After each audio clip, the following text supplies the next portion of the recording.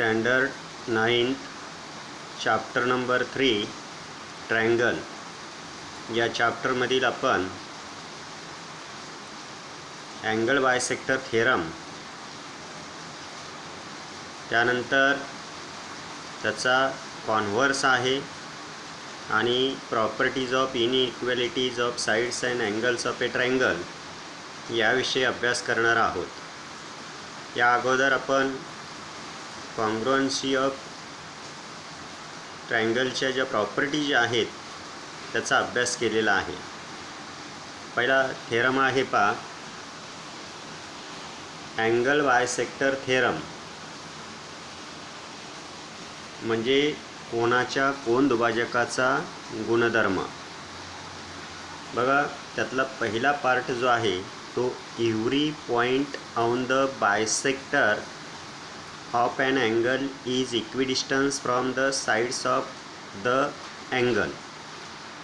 आता every point on the bisector कोणता कोन दिला आहे? अँगल पी क्यू आर दिला आहे आणि त्याचा बायसेक्टर हा सेगमेंट क्यू एस आहे।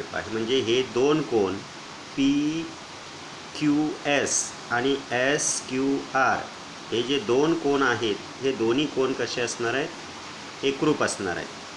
मग गिवनमध्ये ray Q S is the bisector of angle P Q R. मोठा कोन जो आहे त्याचा रे क्यू एस हा अँगल बायसेक्टर आहे। And point A is on the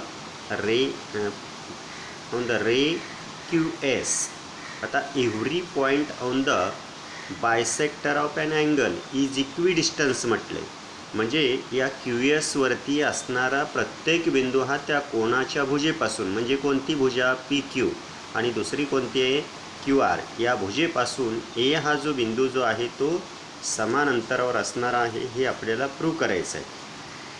मग त्यासाठी आपल्याला पहा, गिवनमध्येच आपण ray A C is perpendicular to ray Q R and ray A B is perpendicular to P Q अशी कन्स्ट्रक्शन करायची आहे।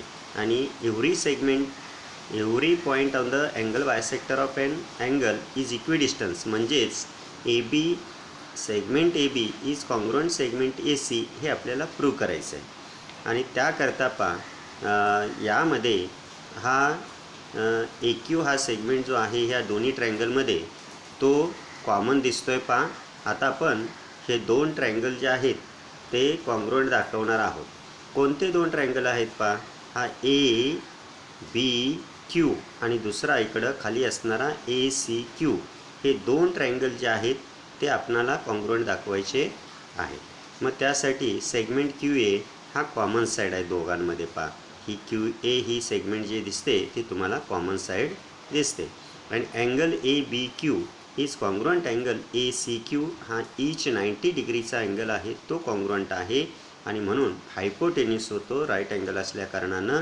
आणि या ठिकाणी हा जो अँगल आहे इथे सुद्धा काय होतो तो कॉन्ग्रुएंट अँगल कोणता आहे पहा? ए क्यू बी आणि ए क्यू सी अँगल बायसेक्टर दिल्या कारणानं मग यामध्ये दोन अँगल आणि एक साईड आहे म्हणून हे दोन ट्रायंगल जे आहेत ए बी क्यू आणि ए सी क्यू हे एस ए टेस्टनुसार कॉन्ग्रुएंस होतील। हे दोन ट्रायंगल कॉन्ग्रुएंट असतील तर segment A B is congruent to segment A C आणि ए बी हे ए सीला जर कॉन्ग्रुएंट जर असेल तर आपण काय म्हणणार? Every point on the angle bisector of an angle is equidistance from the side of that angle. म्हणजे पूर्ण हा थेरम परत काय करायचा? देअरफॉर असं म्हणून हा पूर्ण थेरम खाली लिहावयाचा आहे। आता आपल्याला पुढचा थेरम जो आहे तो ह्याचाच कॉन्व्हर्स आहे पहा। एनी पॉईंट इज इक्विडिस्टन्स म्हणजे A B is equal to तुम्हाला आता ए सी दिलेलं आहे। Any point equidistance from the side of an angle bisector of the angle म्हणजे ए हा साईड पी क्यू आणि साईड क्यू आरपासून इक्विडिस्टन्स अंतरावरती आहे। म्हणून गिवनचा part A is a point in the interior of angle PQR and segment AC is perpendicular to segment AB. Segment AB is perpendicular to side P Q अशा पद्धतीनं आणि A B is equal to A C हे आपल्याला दिलेलं आहे. To prove ray Q यातला रे Q D हा काय आहे, angle bisector of angle P Q R. इथं यामध्ये थोडासा चेंजेस करायचा आहे. रे क्यू ए किंवा क्यू डी असं म्हटलं तरी चालेल. इथे क्यू ए लिहिले, हा रे क्यू ए इथंपर्यंत म्हटलं तरी चालेल. Ray Q A is the angle bisector of angle P Q R, that is angle P Q A is equal to angle A Q C. म्हणजे हे किंवा सी क्यू ए हे दोन्ही अँगल आपल्याला काय करायचे आहेत, इक्वल दाखवायचे. म्हणून हे दोन ट्रायंगल आपण काय करूया, कॉन्ग्रुएंट दाखवायचे. आता हे दोन ट्रायंगल कोणते कोणते आहेत पहा. ए बी क्यू हा वरचा ट्रायंगल ए बी क्यू आणि दुसरा ट्रायंगल ए सी क्यू हा खाली असणारा ट्रायंगल आणि वरचा. हे दोन्ही ट्रायंगल कसे एकरूप दाखवता येतील पहा. ही साईड आहे ती ह्याला कॉन्ग्रुएंट आहे. त्यानंतर हा 90 डिग्री आहे इकडे आणि हा हायपोटेन्यूज. हे दोन ट्रायंगल जे आहेत ते हायपोटेन्यूज साईड थेरमनुसार काय होतील, कॉन्ग्रुएंट होतील. आणि हे दोन ट्रायंगल जर कॉन्ग्रुएंट असेल तर यातला हा अँगल जो आहे वरचा आणि या अँगलशी काय होईल, कॉन्ग्रुएंट होईल. आणि म्हणून रे क्यू डी किंवा Q A is the angle bisector of angle P Q R हे आपल्याला या ठिकाणी प्रूव्ह करायचं होतं. व्यवस्थित हा थेरम समजावून घ्यायचे दोन्ही आणि आपल्या वहीमध्ये लिहून काढायचे. अजून एक थेरम आपण इनइक्वॅलिटीज ऑफ ए ट्रायंगल्स हा जो थेरम आहे तो आपल्याला या ठिकाणी बघायचा आहे. Properties of inequalities of sides and angles of a triangle. म्हणजे त्रिकोणाच्या तिन्ही बाजू ज्या आहेत त्या असमान असतील किंवा तिन्ही कोन जे असतात ते असमान असतील तर आपल्याला या ठिकाणी पहिला थेरम त्यामध्ये बघायचा आहे. If two sides of a triangle are unequal. म्हणजे त्रिकोणाच्या दोन बाजू जर अनइक्वल असतील म्हणजे याचा अर्थ बघा, if two sides of a triangle are unequal then the angle opposite to greater side is greater than the angle opposite to the smaller side.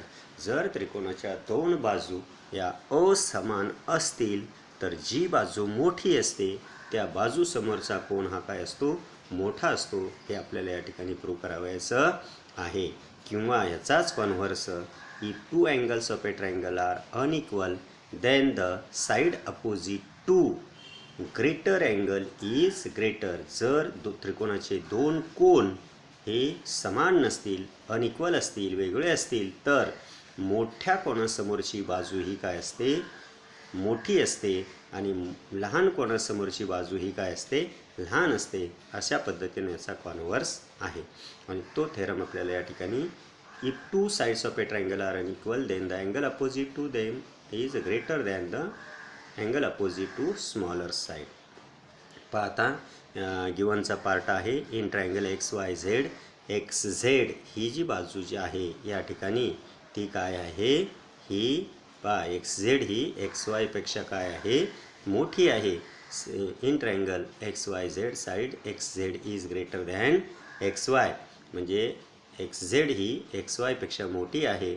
To prove आता मोठ्या बाजू समोरचा कोण कोणता आहे, X Y Z is greater than angle x Z Y.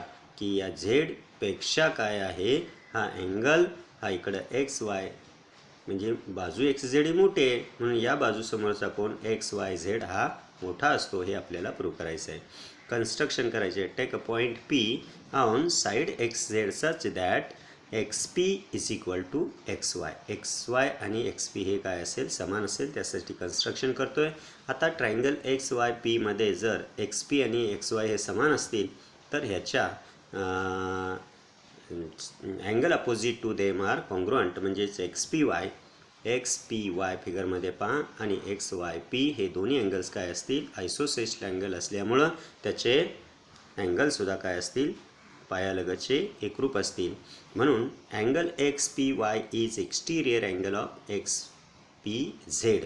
आता हा जो अँगल आहे एक्स वाय पी हा अँगल जो तुम्हाला दिसतोय पहा इथे, परत मी पुन्हा एकदा फिगरमध्ये तेवढ्यासाठी तुम्हाला मार्किंग करून दाखवतो आहे. हा अँगल एक्स वाय पी हा जो अँगल आहे X Y P is interior angle of x Y Z. म्हणजे हा जो एक्स वाय झेड पूर्ण अँगल आहे त्याच्यातला एक्स वाय पी हा काय आहे, या ठिकाणी इंटिरियर अँगल आहे आणि म्हणून या ठिकाणी x Y Z is greater than angle x Y P. या ठिकाणी मग एक्स वाय पी म्हणण्याच्या ऐवजी हा angle x Y Z is greater than हा इकडं एक्स पी वाय असं आपण म्हणू शकतो. आणि म्हणून या ठिकाणी हा अँगल जो आहे इथे पाहता exterior angle of a triangle X P Y is exterior angle of is greater than angle P Z Y. हा जो अँगल आहे हा X P Y is exterior angle of a triangle P Y Z आणि हा X P Z हा P Z Y या अँगलपेक्षा काय असणार आहे, मोठा असणार आहे. आणि म्हणून या ठिकाणी x P Y is greater than P Z Y and therefore मग एक्स वाय पी प्लस या ठिकाणी P Y Z is greater than P Z Y. हे फिगरमध्ये तुम्ही समजून घ्यायचं आहे. आणि या ठिकाणी या पद्धतीनं मग ह्या दोन कोणांच्या मापांची बेरीज ही काय असते, तिसऱ्या कोणापेक्षा निश्चितच मोठी असते. आणि म्हणून angle x Y Z is greater than तो दोन्ही एकत्र अँगल एक्स वाय पी आणि पी वाय झेड याच्याऐवजी आपण एक्स वाय झेड असं म्हणणार आहे. आणि मग हा अँगल हा पी झेड वाय किंवा एक्स झेड वायपेक्षा मोठा येईल हे या ठिकाणी प्रूव्ह होतं. हे तिन्ही थेरम तुम्ही काय करायचे आहेत, व्यवस्थित समजावून घ्यायचे आहेत आणि आपल्या वहीमध्ये लिहून काढायचे आहेत. याच्यावरती उदाहरणंसुद्धा बऱ्याच वेळेला विचारली जातात.